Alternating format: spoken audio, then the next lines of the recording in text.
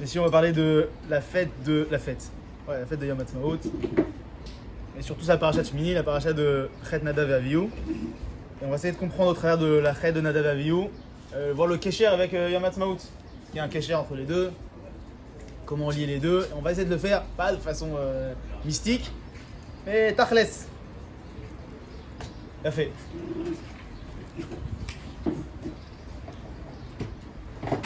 On sait tous que on connaît les psukim dans le paracha, que les Bnei Aaron, au moment où il y a Chanoukat HaMishkan, donc on est au Chanoukat HaMishkan, au moment qui est censé être le plus joyeux, le plus élevé de cette période-là, de tout le désert. C'est bon, là je suis dans le... Alors, on a une sorte de malheur qui arrive avec la mort de Nadav et Avihu, qui écrivez-vous Esh Zara, comme on voit dans le Pasuk, Vaikru bnei Aaron Nadav Avihu, Ish Martarto, Vaitnu Bahen, Esh, Vayasimu alea Ktoret, Vaikrivu lifnei Hashem, Esh Zara, Asher lo tziva otam. Donc ils ont amené un feu qui était étranger. Le Malbim il dit que Moshe et Aaron ils sont rentrés, ils ont posé la Ktoret, et que le feu devait tomber du ciel. Et que Nadav et Avihu ils ont dit ça va pas arriver, il faut qu'on avance, il faut qu'on fasse, et ils ont amené leur propre feu. Et donc on sait qu'ils ont été punis pour ça. Il n'y avait jamais eu de feu encore. Il n'y avait pas encore, le feu n'était pas. Et le feu tombait sur la Ktoret et sur Nadav et Avihu. Et sur Nadav et Avihu. C'est-à-dire. Maintenant, c'est quoi leur faute? On sait qu'il y a énormément, il y a plus de 10 raisons à la faute. C'est-à-dire, pardon? On va voir les différentes fautes. Et on va voir est-ce que Bichlal il y a un lien entre les 10, on va voir 10 erreurs ici. 10 erreurs. C'est-à-dire, la Gemara dans Sanhedrin, elle nous dit. La Gemara dans Sanhedrin, elle nous dit, regardez. Vekvar ayu Moshe ve Aaron ma'alchim baderech. Donc, ils étaient en chemin, donc dans le désert, ils marchaient. Et Nadav et Avihu ma'alchin acharehem. Et donc Moshe et Aaron sont devant, Nadav et Avihu sont derrière eux. Vechol Israël acharehem, et donc Israël, ils sont juste derrière eux. Amarlo Nadav et Avihu. Et Matai yamutu shnaskeni malalu vani ve'ata nanig et ador. Quand est-ce que ces deux vieux-là vont mourir? Moshe et Aaron vont mourir et on va pouvoir les remplacer. La phrase qui tue. C'est où? C'est marqué ça où? Sanhedrin, c'est Sanhedrin. Le numéro 2. Amarlem Akadosh Baruch Hu, qu'est-ce qu'il leur dit à Akadosh Baruch Hu? Aniré mi kover et mi. On verra qui c'est qui enterrera qui. Amar Rav Papa, Ainu Damri Inche, Nefiche Gmile, Saved Etene Mashre de Ogne.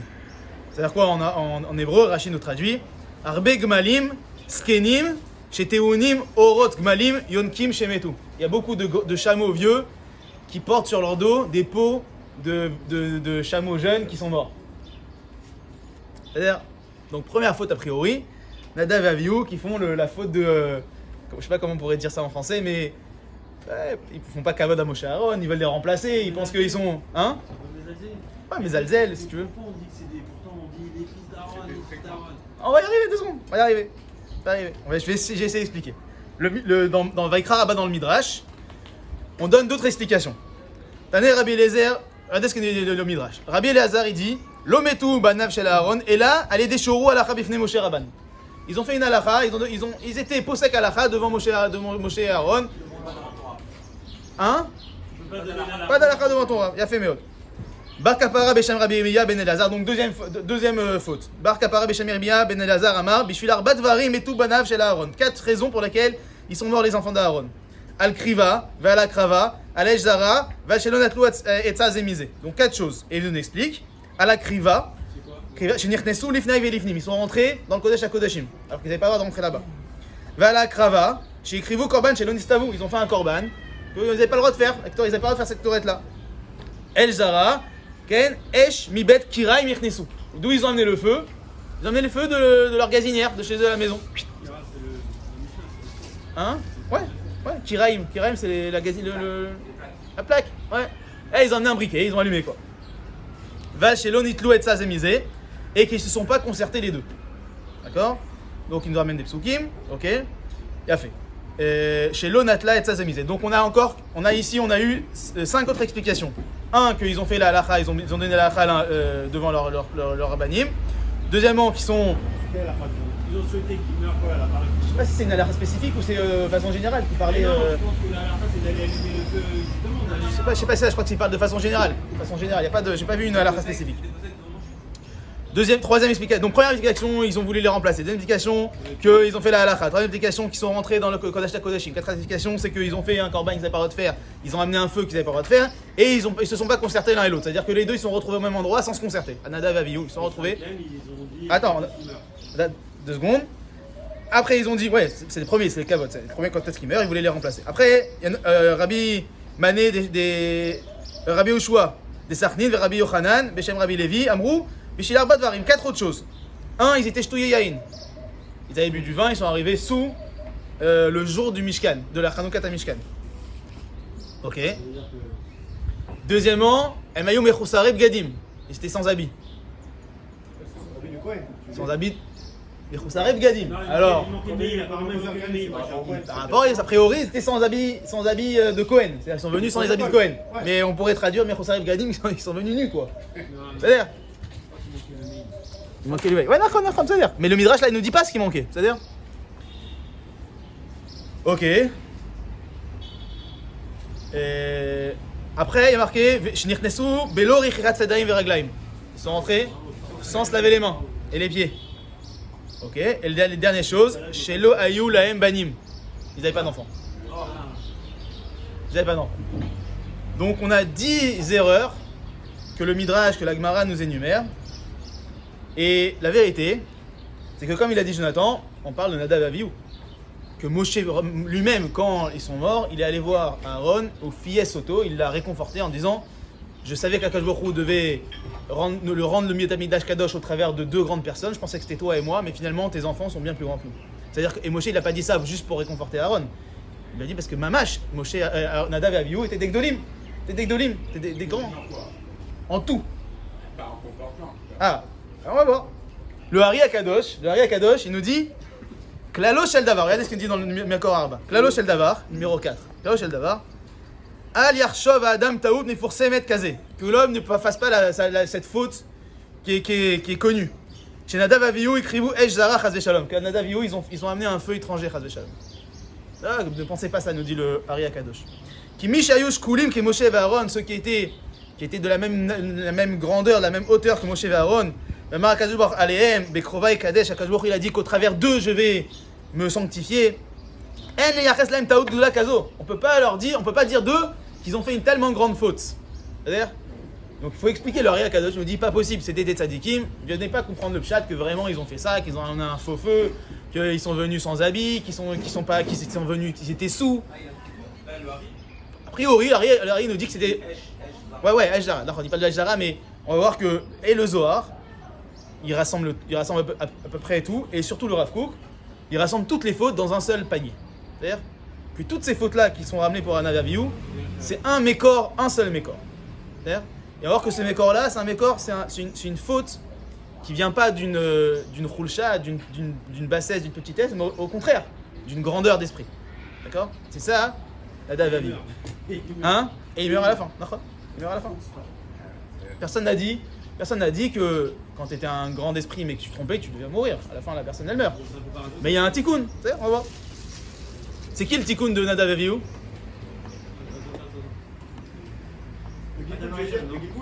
Le Gigoul, tikkun.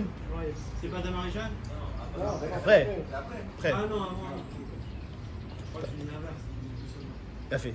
Alors, on va voir que le gigoul de Nadav et Avihu. Non. Pinchas. Hein? Il était né, d'accord? Il était déjà né, d'accord? Le Zohar pose la question, il dit mais il était déjà né? Oui. Et pourtant, la force, la neshama, l'esprit de Nadav et Avihu s'est emparé de Pinchas, c'est-à-dire, il y a le Racham, il apporte ça, je ne sais pas si c'est mettre Kachour, je n'ai pas vu si c'était Kachour, mais le Racham il dit qu'il y a 2 façons d'avoir un Gilgoul, soit ouais, exactement, soit tu as un Gilgoul de la neshama d'un grand, soit tu as une Tosefet neshama, ça s'appelle un hibour d'une personne qui vient t'aider, un Chacham, un Tzadik, qui vient t'aider pour accomplir quelque chose. Et à ce moment-là, un Gilgoul, c'est minable. D'accord. Là, ça sera un hibour. Le Roi Chaim, il explique, c'est une sorte de hibour. C'est une tosefet, c'est un rajout d'âme de Nadav et Avihu. Ouais, mais on parle quand même de Gilgul. Hein.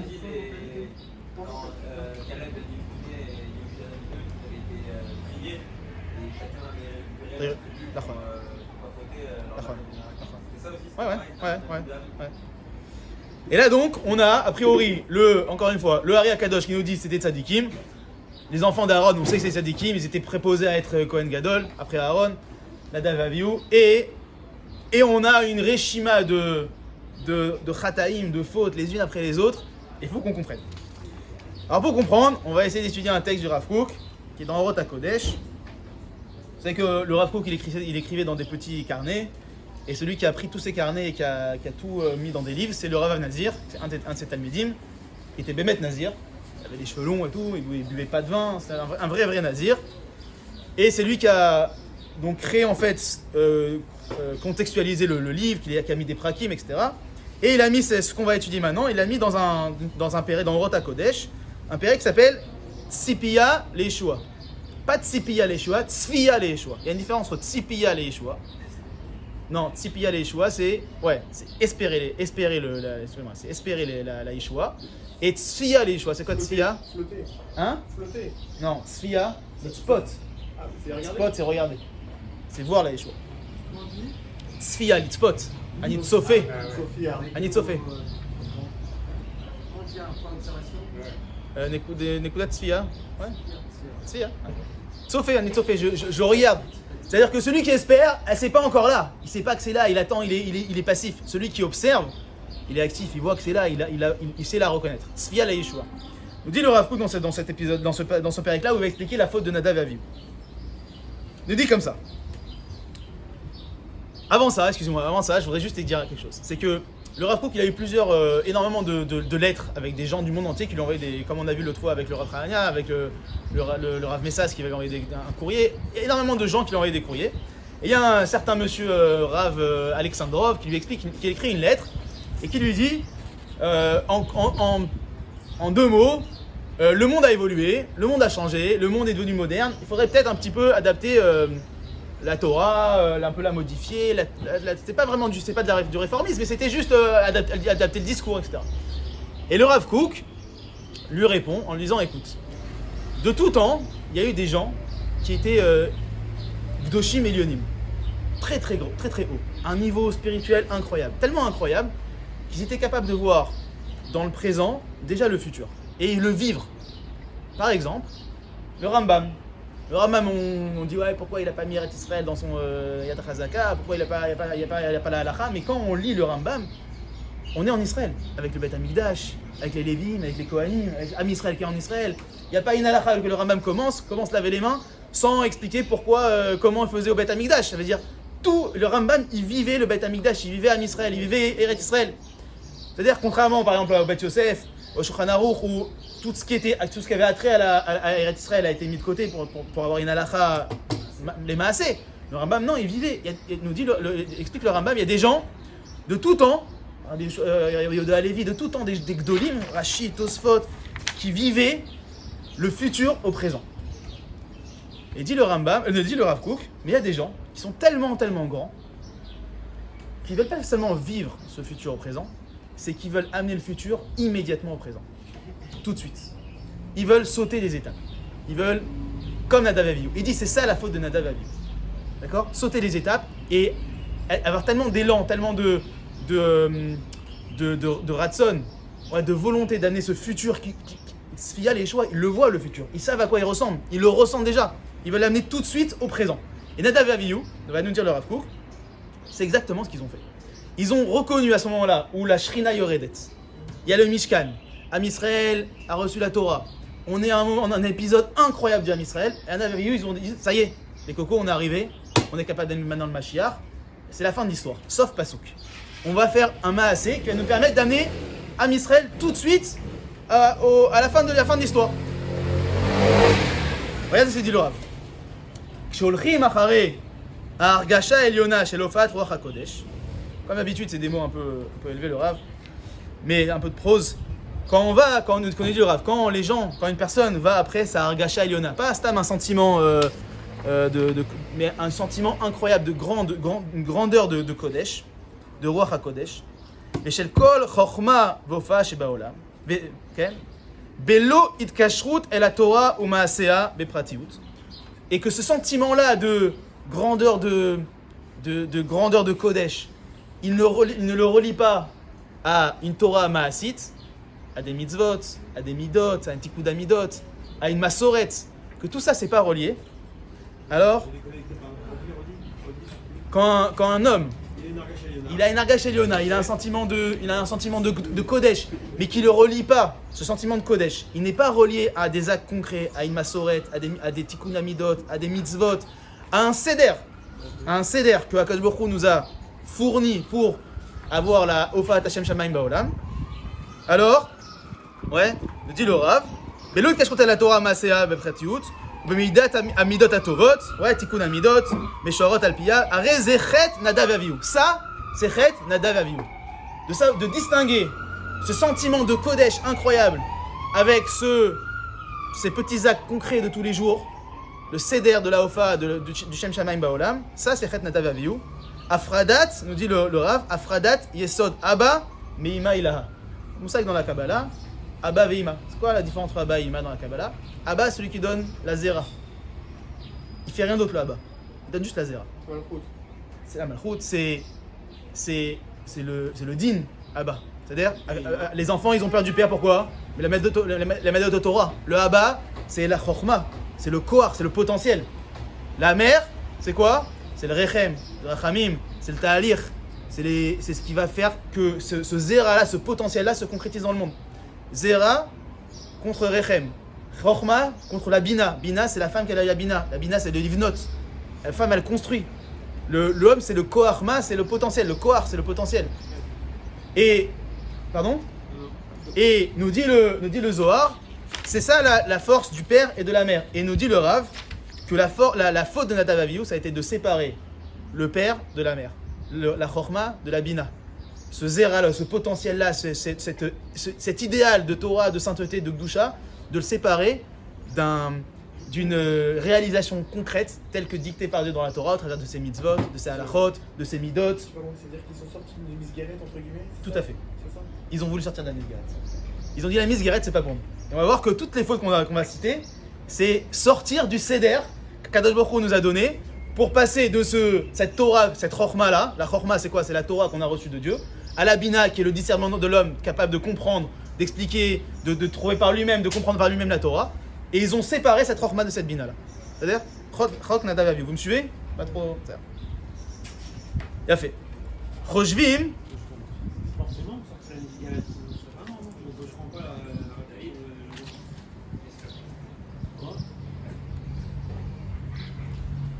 Roshvim. Amitnagim kacha, ceux qui se comportent comme ça, comme Nadav Avihu, chez Mikarim ala Kodesh. Ils pensent qu'ils se rapprochent du Kodesh, de la sainteté. Mais Achadim et Mechakim, ils vont ramener des choses, ils vont relier, ils vont unifier des choses qui sont loin. Ils vont amener un Esh Zara au Beth Amikdash. C'est-à-dire, Makrivim afilou Esh Zara. Esh, encore une fois, le Zohar il dira Isha aussi. Esh, Isha, la Isha c'est la Bina, comme on a dit. C'est-à-dire que eux ils vont aller Alpia Aisha, Alpia ils vont pas justement, ils vont pas avoir la Isha, ils vont avoir seulement les filles Aish. Ubaim à la Kodesh, ils vont à la Kodesh, Shtouye Yain. C'est quoi Shtouye Yain? Encore une fois, Nadav Avihu, ils veulent s'affranchir.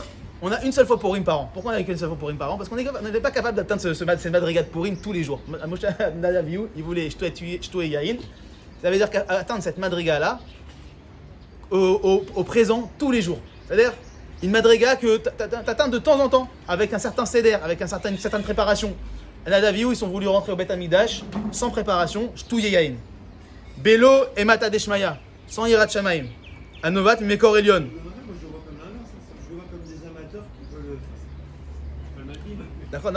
C'est pas le malbim, Qui veulent justement faire l'acte, Bezrizout. Il a fait mieux. Et c'est dommage que de. Il a fait mieux. Mais en fait, tu vas voir qu'on pourra. En fait, on peut avoir deux sortes de lunettes quand on regarde la réalité, la Metsiout. faut avoir ces lunettes-là, de dire les gens qui font des fautes, c'est des gens qui sont finalement animés par un sentiment de bassesse, de un yetzerara, etc. Ou tu peux dire au contraire, ils sont animés d'un sentiment tellement grand que ce sentiment tellement grand les dépasse et qu'ils n'arrivent pas à trouver une misguérette, un céder qui leur permet de s'exprimer. Et qu'ils font des choses, malgré le fait qu'il y a un Ratzon Tov, à la fin, ça donne des catastrophes. Ok ? Et on va voir que finalement, si on reprend les fautes, pour faire un petit peu, aller un peu en avant, si on reprend les fautes, un gars qui ne respecte pas ses aînés, ne respecte pas les rabbanim, ouais, il dit moi je suis capable de faire la halakha tout seul, laissez-moi tranquille. Un gars qui pas de sa noix, c'en est gadim, c'est-à-dire qui boit du vin, c'est-à-dire qui amène un Esh Zara au Beth Amikdash, c'est-à-dire qu'il s'en fout complètement des normes de la religion, etc., qui fait pas d'enfants. Ça veut dire aujourd'hui, excusez-moi, mais pour moi ça fait un peu cascade Krilo quand même. C'est-à-dire un peu cascade Krilo. Alors comment on peut les qualifier de tzadikim? Justement. Non, mais moi je pense que c'est peut-être un mot de Nechama aussi, non? Attends, 2 secondes. Ce que je veux te dire, c'est que les Chachamim nous donnaient une liste de défauts, une liste de Averot. Et quand on regarde ces Averot-là, on se dit, mais attends, c'est incroyable. Si on les met tous ensemble, ces Averot-là, on trouve un mec qu'on regarde aujourd'hui dans la rue, pratiquement. C'est-à-dire, qui a cassé toutes les normes, qui s'en fout de notre massorette, Il s'en fout de tout ça, le gars. C'est-à-dire, qu'est-ce qu'il y a? Ouais, elle aime Banim. Ils n'ont pas d'enfants. Et donc, nous dit le Rav, donc ils sont shtoyaim, Belo Imatadishmaya. Et, les dés qui roche, il y a une déa qui dit qu'ils sont venus sans qui roche. C'est-à-dire à l'intérieur, sans qui pas. C'est-à-dire sans qui se roche, sans le chapeau, sans shraimel, ce qu'on vous voulez. C'est-à-dire, ça vient par faire le machal que je viens de donner.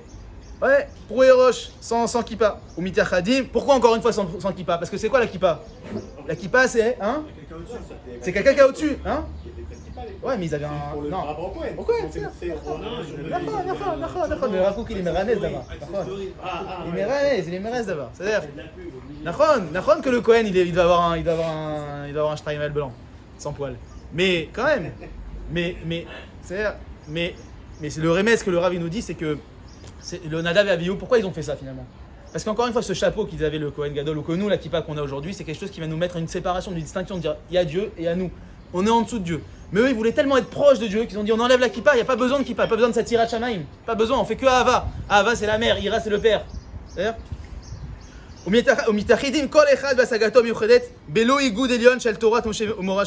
ouais, et ils vont faire ils vont s'associer pour faire quelque chose sans bichlal, sans cette massorette que Moshe nous a transmis. Velo natlo et tzazemizei bichlal, ils vont même pas prendre, c'est-à-dire ils ont chacun leur marloquette, ils vont même pas prendre, ils vont même pas se concerter l'un et l'autre. Ouais, c'est comme s'ils se sont retrouvés tous les deux au Beth Amikdash en même moment sans se parler. C'est-à-dire, ils se sont retrouvés là-bas tous les deux sans se concerter. Ou Mori Malacha Bifnei Rabim. Encore une fois, tout ça vient du fait qu'ils n'avaient pas cette capacité, enfin, ils n'ont pas trouvé la façon d'exprimer leur Gdusha au travers d'un Seder, comme tu as dit, au travers de Gvulot. Mitor Akara Shek Gadlut Pnimit. Et Mori Malacha Bifnei Rabim, et donc ils faisaient la halacha parce qu'ils avaient une troucha de grandeur. Encore une fois, une personne qui est capable de marcher derrière Moshe et Aaron et de dire quand est-ce que ces deux vieux-là ils vont mourir, qu'on les remplace, c'est soit que c'est des fous, c'est-à-dire, soit que c'est des fous, hein? C'est la Gemara de ça. Ouais, Midrash, c'est vraiment ça. Ouais. Soit que c'est des fous, soit que ils sont vraiment très très très grands. Qualifié comme c'est parlé, c'est péjoratif. Les mots, ils sont durs. Les mots, ils sont durs, je suis d'accord avec toi. Les mots, ils sont durs, mais l'idée qui est derrière... Non, l'idée qui est derrière les mots. Mais il y a quand même un soupçon de prétention. Bien sûr. Parce que dans la mesure où il y a Moshe Aaron devant, et il dit nous, on est tellement grands et on veut atteindre un cadeau de repos, on va remplacer ces deux... Non, mais moi j'avais lu que c'est un peu nitraqué. Je suis pas en train de dire qu'ils n'ont pas fauté, Nadav et Avihu. Non. Il y avait un soupçon de prétention, mais cette prétention-là, elle était basée non pas sur... Il y a des gens qui sont... Non, il y a des gens qui sont prétentieux. Il y a des gens qui sont prétentieux, et la prétention, c'est juste une façade à leur nullité. D'accord? Il y a des gens qui sont prétentieux par nullité. Et des gens qui sont prétentieux malgré le fait qu'ils sont Enfin, la vérité, j'en connais pas beaucoup de gens comme ça. Parce qu'en général, les gens qui sont grands, ils sont vraiment grands et ils sont pas prétentieux. Mais eux, Généralement, les très grands, ils sont. et bah justement, Nadav Avihu, eux, c'était des gens qui étaient immensément grands, mais qui ont fait cette faute de prétention. Plus grands que Moshe Aaron. Plus grand que Moshe Aaron. Ouais, parce que Dieu les a choisis pour sanctifier le Beth Amikdash. Le Mishkan. Hein, ça fait quoi? Top, c'est-à-dire, c'est un peu d'âge. Ok. Ve Meyoadav, Shel Makom. Eux, ils se considéraient comme des amis de Dieu. Enam Yecholim Litgabel Begvulim Gdolim. Ils sont pas capables de rentrer dans une misguérette, dans des gvoulottes. Ouais, dans les gvoulottes de Moshe et Aaron. C'est pas possible. Ouais, Nitrim et donc Nitrim Inaolam. Ils sont rejetés du monde. Parce que le monde, c'est un monde de Seder, c'est un monde de gvoulottes. Ouais. Le monde, il peut pas contenir ce Nadav Avihu. Venam Baim Beminyan Shel Mishpacha. Pourquoi ils ont pas de Mishpacha Nadav Avihu? Ouais, parce qu'encore une fois, avoir une Mishpacha, c'est avoir un Seder. C'est devoir amener les enfants à l'école, c'est devoir faire les cours, c'est devoir. Nadav Avihu, c'est des gens qui sont pas capables d'avoir un Seder. Ils sont au-dessus de tout ça. Et donc, finalement, le Rav Kook, finalement, il nous a mis toutes ces différentes fautes que Nadav Avihu nous a amenées dans le Midrash et qu'on pourrait penser finalement qu'au départ, elles n'ont pas de lien les unes avec les autres. En fait, il les a liées, il les a rassemblées au travers d'un fil qui est que Nadav Avihu étaient des hommes immensément grands et que leur faute a été de séparer le din et la rachamim, le haba de la ima, la chorma de la bina. C'est-à-dire, et de ne pas trouver dans ce monde-là, de ne pas comprendre que Akadosh Baruch Hu veut que la Hofat Haola, la Hofat Hakdusha, elle se fasse au travers de la Torah, des midot, de Tikkun HaMaasim. Et pas, ok, moi je suis tellement grand, j'ai un sentiment de Kdusha incroyable, qui est véridique, qui est vrai. Mais je ne peux pas amener le futur, la Yeshua que je vois dans 2000 ans, je ne peux pas l'amener tout de suite aujourd'hui. Et c'est ça qu'ils ont voulu faire Nadav Avihu. Bli Seder. Je peux avec Seder. Ouais, mais le Seder il prend du temps. D'accord. Non, mais je veux pas. Je veux pas. Nadav Avihu, il dit attends. Là, on est dans un moment, on a un potentiel d'amener Mashiach tout de suite. C'est-à-dire, tate. C'est-à-dire, mais sans. Shalom, mais ça veut dire, c'est ça, ce sentiment-là, ce régèche incroyable de Kirva avec Akadosh Baruch Hu. Incroyable, je dis ça avec beaucoup de respect. Mais derrière, s'il n'y a pas derrière ce Tikkun HaMaasim, ce Tikkun HaMidot, ce régèche de proximité avec Akadosh Baruch Hu, il t'amène à faire des bêtises. C'est-à-dire, t'amènes à faire des bêtises.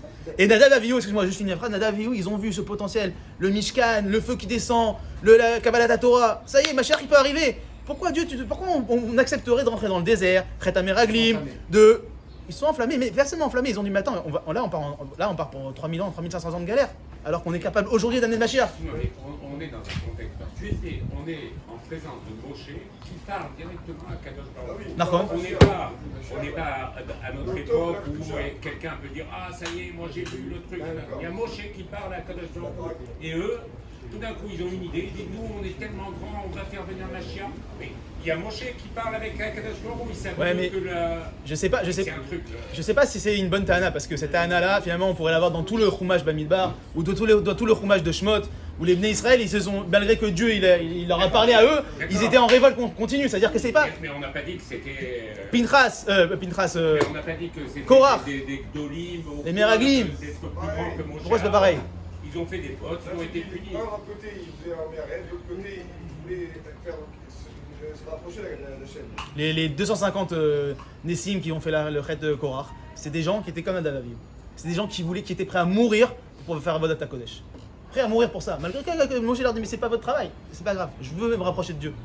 Comme ça, il explique le natif. Je veux me rapprocher de Dieu, je suis prêt à mourir, je sais que je vais mourir demain, c'est pas grave. Je veux faire le. On leur trouve moins de circonstances atténuantes que Nadav Avihu. Enfin, Nadav Avihu, on leur trouve pas de circonstances atténuantes, on leur a donné 10 fautes, et c'est encore une fois, ces 10 fautes, c'est pas des petites fautes, c'est pas qu'ils ont pas mis leur filine, ils sont pas levés le matin pour faire shacharit. Ils sont arrivés presque à poil au Beth Amikdash, ils sont arrivés en buvant du vin, ils ont pas d'enfants. Non, mais ça veut dire, c'est pas, je pense pas qu'il y a des circonstances atténuantes. La seule circonstance atténuante qu'on trouve à Nadav Avihu, c'était que leur potentiel était immensément grand et qu'ils ont fait ça l'omitor chulsha, pas par bassesse, par faiblesse, mais par grandeur ils ont péché. C'est juste ça que le Rav Kook veut amener. Je pense que ça peut se comprendre parce qu'en vérité, quelqu'un qui a une hitlavut de folie à un moment donné, le feu c'est quelque chose qui n'est pas canalisé. Ça veut dire que ça part dans tous les sens. À un moment donné, il veut se dire on veut le Mashiach, on veut le truc. Et ils sont prêts à renverser tous les Gdarim. Et se dire, coûte que coûte, on veut, c'est le moment. On sait pas ce qui s'est passé à ce moment pour se dire, on prend une décision de tout renverser, même si on doit mourir, pour pouvoir faire venir ma chère. Ok, ça a marché, ça n'a pas marché. Si tu veux.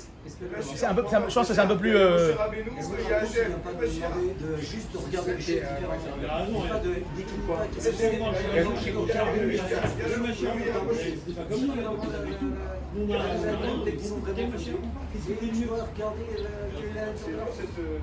Mais si tu veux, mais le Ari Akadosh, il te dit. Ari Akadosh, il dit c'est pas ça, les. Ils ont pas amené un faux feu. Le Rav Kook, il ramène, il dit dans Enaya, le Rav Kook, il dit que Shlomo Ameler, il a fait la même faute que Nadav Avihu.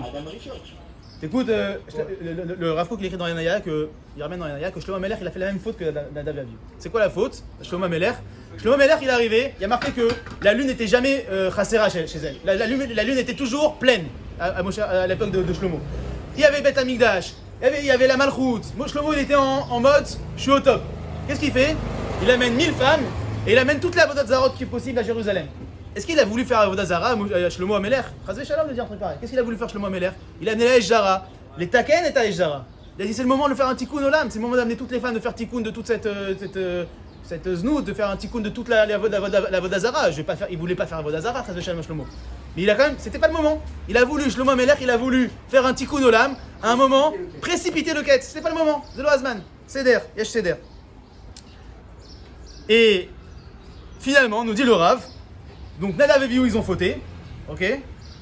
Et qui c'est qui va faire le tikkun, comme on a dit? Regarde ce que dit le Rav Kook. Vechozrim beolada shnia, ils vont renaître, Nadav et Avihu, be Pinchas ze Eliyahu. Dans Pinchas, et Pinchas c'est Eliyahu. Le Zohar, il nous dit que Pinchas c'est Eliyahu. C'est-à-dire, Amale Ruach Hashem vekinat abrit. Pinchas, qu'est-ce qu'il a fait? Qui s'est fait Pinchas? Il a fait un maasé, il a fait un maasé aussi, un peu enflammé, mais qu'est-ce qu'il a dit avant? Non, qu'est-ce qu'il a dit à Moshe? Qu'est-ce qu'il a dit à Moshe avant? Il a dit Moshe, c'est pas toi qui nous as appris la halakha? Kanaim Pogimbo? C'est quoi la fin? La halakha, c'est que quand Pinchas, Moshe, il savait pas quoi faire. C'est-à-dire, et Pinchas, il est venu faire l'acte, avant de faire l'acte, avant de tuer Zimri, il allait voir Moshe, il dit Moshe, c'est toi qui nous as appris cette halakha.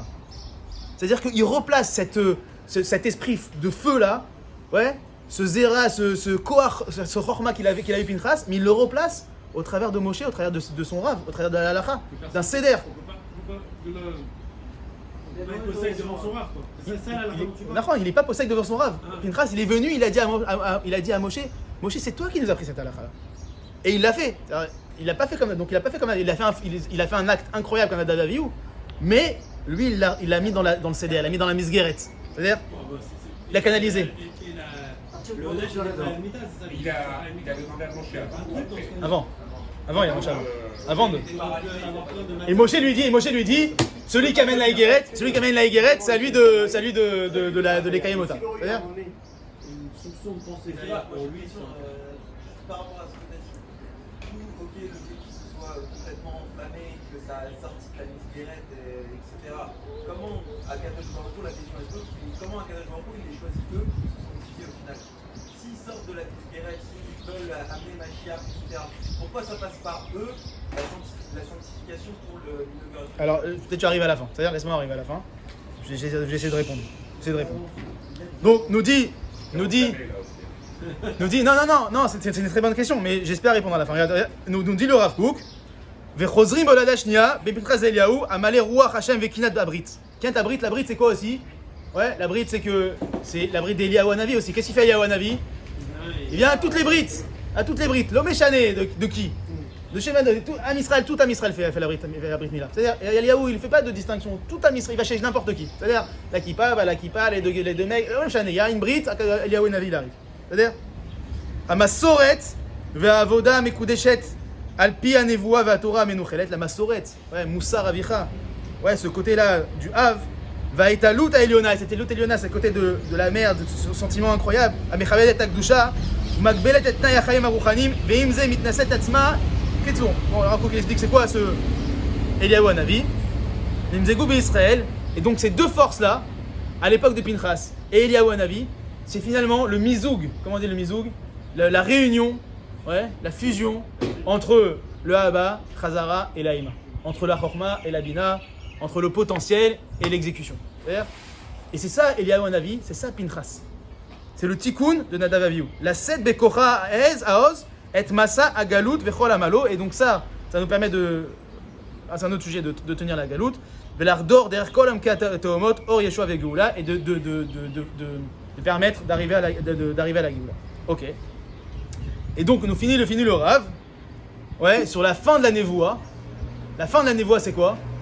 Le dernier Navi, Malachi, il dit Zichu Torat Moshe Avdi, Asher Tziviti Oto Bechorev, Al Kol Israël Chukim ou Mishpatim.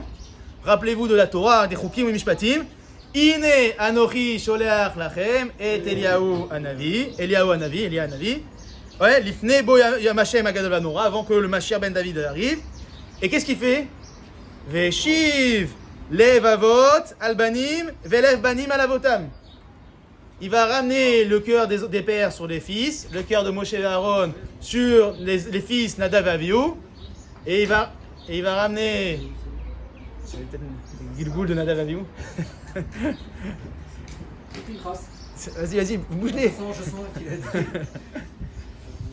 Et donc, nous dit le Rav, c'est qui lève Avot Albanim, Albanim Alavot. Le Avot, c'est Abraham, c'est Moshe et Aaron. Ouais, Moshe et Aaron. Et Nadav et Avihu, c'est les Banim. Ouais. On connaît, il va nous parler ici, le Ruach HaNeurim HaSoher. Cet esprit-là qu'on nos jeunes. Un esprit de rébellion. Mais un esprit qu'on sait que c'est un esprit qui est constructif. On sait que sans cet esprit de rébellion, les jeunes ils vont pas se construire. C'est-à-dire, cet esprit de rébellion-là, c'est l'esprit de Nadav et Avihu, nous dit le Rav. Amitorer, Be'oz ou Begvura. Mais cet esprit-là qu'ils ont les jeunes, c'est un esprit, et qu'à la fin, que Eliyahu Hanavi, Veshiv Levavot Albanim, ça veut dire que Albanim Alavot, c'est que Eliyahu Hanavi, avant la Biat al-Mashiach, il va réussir à faire le lien entre Moshe et Aaron et Nadav et Avihu. Entre la Chorma, entre la Bina, entre nous, les parents, et les jeunes. C'est-à-dire, entre ces deux forces-là, de la tradition, de la halacha, du seder, et de la force de la jeunesse, de je vais tout casser, le monde il est à moi. C'est-à-dire,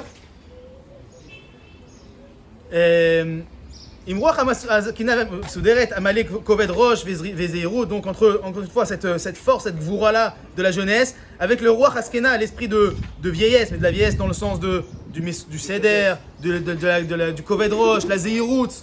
Ok, et tout ça, à la fin, ça nous permet d'amener Eliyahu Hanavi, Mashiach ben David. Qu'est-ce qu'il fait Eliyahu Hanavi pour finir? Qu'est-ce qu'il fait Eliyahu Hanavi tous les samedis soirs? Pourquoi on dit Eliyahu Hanavi tous les samedis soirs? Vous voyez, c'est dans Eliyahu Rabat dans le Mekor Shesh. Il dit Ta'am chez Maskirim Eliyahu Hanavi be Motzei Shabbat, ki itama midrash dechol Motzei Shabbat Eliyahu nichnas le Gan Eden. Il va au Gan Eden. Ve yoshev tachat Etz Chaim. Il va au-dessous du Etz Chaim. C'est-à-dire ve chotev sruyotem shel Israël. Et écrit les sruyot d'Am Israël. Am Israël qui a fauté, Am Israël qui n'est pas à son niveau, mais qu'est-ce qu'il fait Eliyahu Hanavi? Il est capable, lui, comme il est capable de devenir à l'abri de n'importe quel juif, il est capable d'écrire les srouillottes de tous les juifs. C'est ça le corps de Eliyahu Hanavi, de faire ce chibour-là. Finalement, pourquoi on parle de Yom Ha'atzmaut? Parce que le Rav Kook, il a vu dans cette génération-là, pour finir, le Rav Kook, il a vu dans la génération de la création de l'État d'Israël, il a vu des gens qui ont jeté toutes les normes, qui ont jeté toutes les gvoulottes que Am Israël s'était créé pendant des millénaires, qui avaient reçu cette Torah-là d'Akadosh Baruch Hu. Et ce refus des normes, ce refus des gvoulottes, on peut le voir encore une fois comme un refus de recevoir la Torah, un refus d'être proche d'Akadosh Baruch Hu. Mais le Rav Kook, il a vu en eux une volonté de se rapprocher de Dieu, de dire les normes que vous me donnez ne me permettent pas d'exprimer mon sentiment de vouloir amener la Yeshua, d'avoir amené la Géoula, de vouloir me rapprocher d'Akadosh Baruch Hu. Ça ne se traduit pas par des mots, ça ne se traduit pas par des actes, parce qu'on a vu qu'a priori il parlait, il pensait, il faisait différemment. Mais il nous dit que le Rav nous dit que la Neshama, c'est elle qui parlait. C'est ça qu'il a vu en eux. La Gemara nous dit à la fin, Tanou Rabban Ariad Mekor Sheva, ouais, Beget Shavat Bo Kilaim, un habit qui est Kilaim. C'est-à-dire, qu'est-ce qu'on peut en faire? Kilaim, Chatnez, laine et lin. Ouais, Loim Kero Levet Kochavim. Tu peux pas le vendre à Ovet Kochavim. Pourquoi tu vends pas à Ovet Kochavim? Avec Sourana, ça fait. Alors qu'est-ce qu'il fait avec? Il peut le mettre autour d'un mort. Pourquoi? Ouais, au valose mimino tachichin les met. Amar Rav Yosef, zot omeret mitzvot betelot latil lavo. C'est-à-dire que quand le mort il va se relever, il aura un habit chatnez. Machma qu'il y aura pas de mizot latil lavo. C'est-à-dire, Masechet Nida. C'est quoi il n'y a pas de mizot latil lavo? Ouais, le Rav Kook, il donne 2 explications. Il dit, Makor Shmoné, Naïm Achaim Atidim Lavo la Olam Abba, la Acharatriat Yehoukale, à la fin, Olam Abba, pas Olam Olam Abba, le Olam Sheba. Alors les conditions de vie, elles seront différentes. Donc il y aura des conditions différentes. C'est pas que les mitzvot sont bételot. On sait que les mitzvot sont pas bételot. Alors c'est quoi bételot? C'est que il y a marqué que, ouais, il nous dit Rav, on va plus manger. Il y en a un exemple, on va plus manger par exemple. Mataï chez où on n'arrivera plus manger. Je sais pas quand est-ce que c'est, mais on mangera plus. Donc si on mange plus, il n'y a plus de Issur Hametz, il n'y a plus de Achelat Matzah. C'est ça les mitzvot bételot. C'est-à-dire que la condition du monde va changer. Mais il donne une autre explication. Il dit c'est que la difficulté de faire les mitzvot aujourd'hui, c'est la dichotomie entre le corps et la neshama. C'est-à-dire entre gouf et neshama. Dichotomie, c'est quoi dichotomie? Entre corps, ouais, je le place. Entre corps et neshama. D'accord? Mais là, il y aura plus cet affrontement. Et donc, il n'y aura plus besoin d'avoir un tsivouille. Il sera pas obligé de nous ordonner de faire des mitzvot. On les fera naturellement, par nous-mêmes. C'est-à-dire, c'est peut-être ça que le Rav Kook il a vu au travers de cette génération-là de personnes qui voulaient plus de mitzvot, qui voulaient plus de tzniout, qui voulaient plus de kodesh, qui voulaient plus de rabbanim, qui voulaient plus tout ça. Mais encore une fois, il a compris en eux pas une bassesse, pas un yetzirara, pas une volonté de tout casser et d'être loin de Dieu, mais au contraire une énorme volonté comme Nadav Avihu, même si c'était mal canalisé, de se rapprocher d'Akadosh Baruch Hu. Et à la fin des temps, Be'er Hashem, on le voit petit à petit, Eliyahu Navi il vient et il fait le chibour entre le vieux et le jeune, entre la chorma et la bina. Du coup,